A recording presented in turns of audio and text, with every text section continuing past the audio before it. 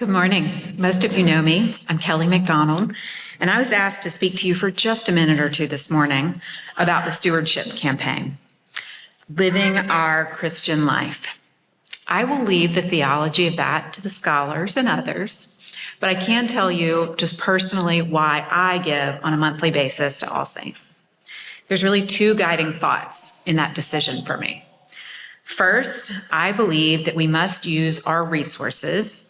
We might have limited resources. Certainly, we may not all be as rich as Zacchaeus, but we do have limits on our time and our energy as well. And so where we choose to spend those needs to be a reflection of what we love, of what we value, of our personal morality. And I think that All Saints is one of those things in my life, because I feel like our community, our church, our history is worth protecting and preserving. I also think that our finances are sometimes, can be, a physical embodiment of our prayers. So many of us pray for change in our community. We hope for things to be different, but it takes the tools and the funding to make that happen. So, many of us express frustration when we hear our leaders talk about thoughts and prayers without anything to back that up. But I often question whether I do the same in my life. Am I hoping for change? Am I praying for change? Or am I helping to bring tools to make that change happen? Second, I believe that our efforts are multiplied by joining together. Where any two are gathered together, right? I also think that our impact is so much stronger when we act not as individuals, but together as the body of Christ.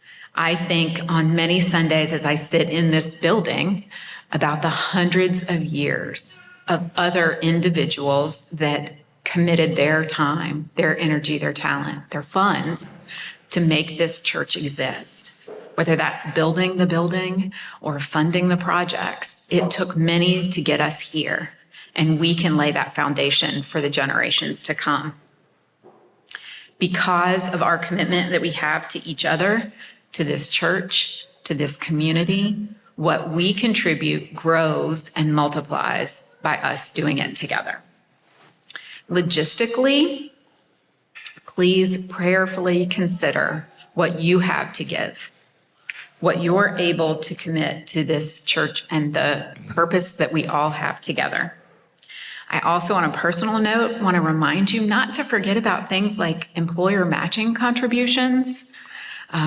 Even for those who might have secular requirements, you can work with Steve and others here in the church to make that happen, to designate those funds, those matched funds for our secular projects like food and housing concerns. We don't want to leave funds on the table if you happen to have an employer that matches those.